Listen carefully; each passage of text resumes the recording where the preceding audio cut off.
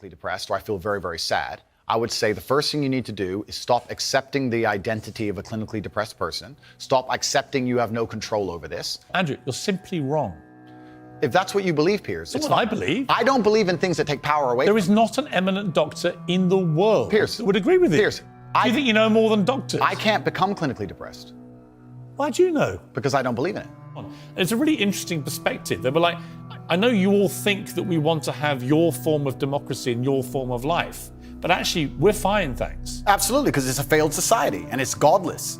I think it's disgusting. We leave our old people to rot in old people's homes, and then we sit there and say we don't have enough money for nurses. I understand this nurse strike very well and how frustrating it can be if you walk into a hospital and the nurse is not prepared to work. But the nurses would be prepared to work at the current wage if they believed this country was spending its money prudently. When you see this country spending its money and just absolutely wasting it, pulling out of thin air to fund proxy wars, God knows where that has nothing to do with them. Of course, as a nurse, you're going to stand up and say, well, can't I get a pay rise? This country has failed on every metric. And especially our major cities. I've just come to London now. I made it very clear to my private jet pilot. I said, fuel the jet and leave it running, because the second I'm finished talking to Piers, I'm leaving this cesspit. It's disgusting. This country, and London as a whole, 10 years ago, was one of the most hospitable cities on earth. Now you cannot walk around safely with a watch on. And you're a full-grown man, you're a full-grown adult. When's the last time there's been a serious problem in your life that you completely ignored and it fixed itself? Never, ever.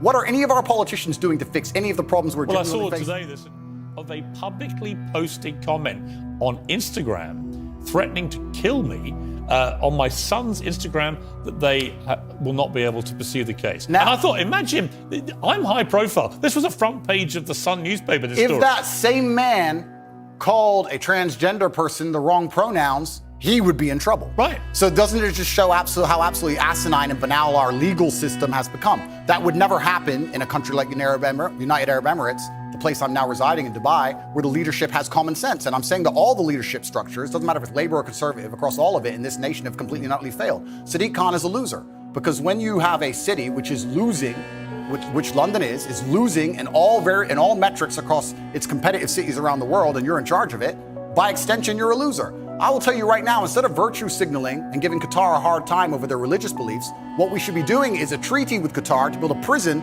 deep in the desert.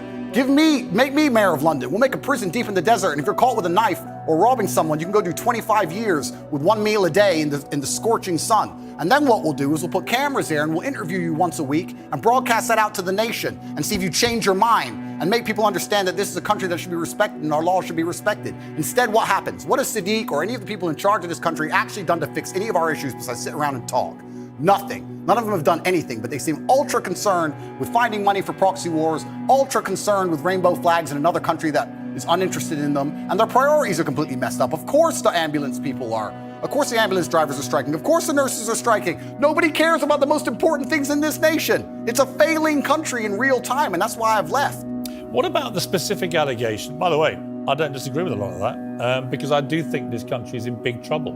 And I do think that one of the problems is people think if they do have a crime against them, nobody cares anymore.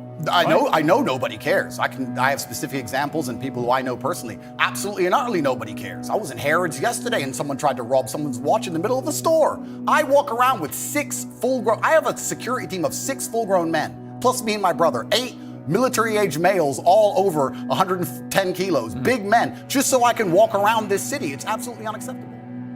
You've got to actually provide some evidence. You can't just spray gun this thing out there and say, well, somebody was racist. Yeah, and airing dirty laundry is never going to be respected by the populace, and being a tattletale is never going to be respected by the populace. And I think the problem with the modern world we're living in is a lot of age-old traditions are being destroyed in real time. It doesn't matter what the tradition is, most of them are being eroded.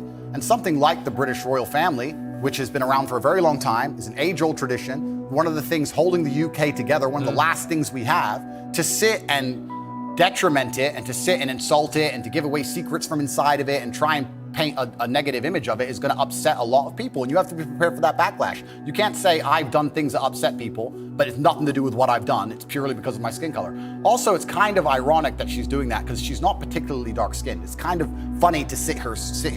I mean, watch her sit and say, race. I think the truth is, I don't know what. Look, you can say that. I can't. The reality of it is, I just don't know what the specifics of the racism she says she's had because we've not seen any evidence. The universe is a funny place, Piers. If you're looking for something, you're going to find it, right? When I got canceled, when they attacked me unfairly, lied about me across the entire mainstream media, deleted me from social media so I couldn't defend myself, and lied about me repeatedly, I could have stood up and said, it's because I'm brown. I didn't do that. I sat and said, okay, there's people who misunderstand my message. My message is a positive one. People misunderstand me. Let me self-reflect and understand that, yes, perhaps this said a long time ago was said in the wrong way. Perhaps this was misunderstood. Perhaps people don't understand this. I could have just copped out and could have just been refusing to self-reflect on any level and said, it's because I'm brown, that's why they did it. But that's not the mature way to be as an adult.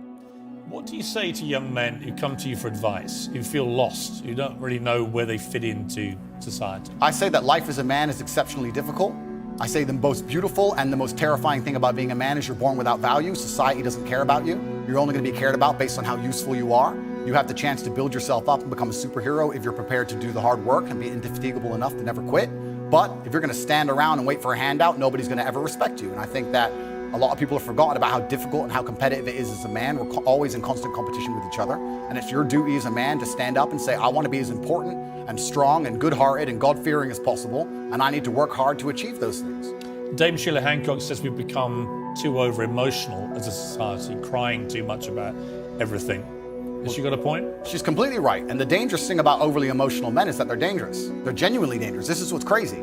All these people who talk about toxic masculinity and how bad it is for men to be traditionally masculine. A traditionally masculine man does things he doesn't feel like doing because it is his duty to do them. He charges into the building because it is his duty. Not because he feels like it, because it is his duty. We're now teaching the new generation of men that they don't have duty and they can just act on their feelings and act how they feel, and they don't have to act as a man should. Do you know what happens when you get men who just act how they feel?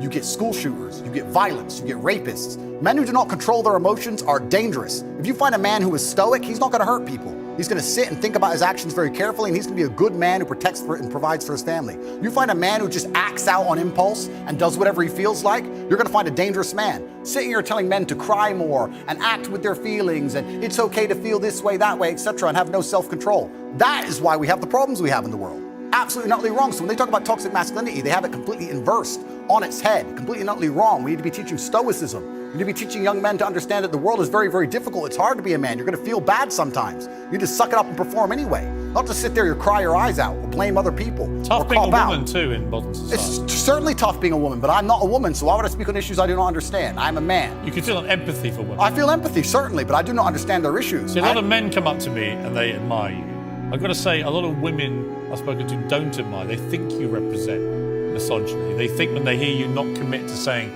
the Taliban shouldn't be banning women from university education, well, why can't he just say that's wrong? Well, firstly, that's not my experience. I experience the absolute and utter opposite of that. Secondly, it's because it's a moral point I'm making. My moral point is that I speak on things I understand. I speak on experiences I've had. But do you believe in equality? I speak, yes. I speak on, sure. I speak on subjects I know intimately. I do not feel qualified. I'm a realist, and I do not feel qualified to sit and discuss the gender laws in Afghanistan. I have not been to Afghanistan. I have not researched the subject thoroughly. I'm not going to sit here and say how the Taliban should be running their country. It's nothing to do with me. I find it quite flattering, Piers, that although, I understand I'm monumentally influential, the most Google man on earth, etc., I find it very flattering that you think I have some kind of control over the domestic policy of Afghanistan. Okay, well, Andrew Tate, I'll give you something. You're good at chess. Thank you. You have to be. You just beat me. I know you're a internationally renowned What has player. chess taught you about life, quickly? I can teach you a lot of things. Like I said about the queen being able to run around the board, the king having to move a square at a time, about the fact that you need to think ahead, absolutely everything is your fault. But there is a saying, which is actually one of my favorite sayings in the world. It said, a well-played game of chess is a sign of a gentleman, but an expertly played game of chess is the sign of a wasted life. It's kind of sad. I played Lennox Lewis on Celebrity Apprentice 39 times out of 40 in America years ago, and he beat me 39 times out of 40 of me.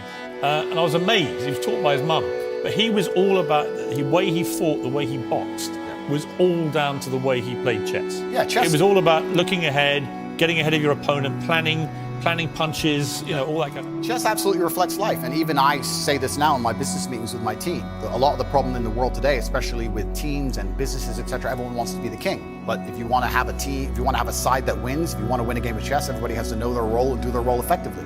There can be a king and a rook and a pawn and a bishop and a knight, and everyone does everything correctly. And when that happens, you have a very formidable board and you're hard to beat. And chess reflects life absolutely.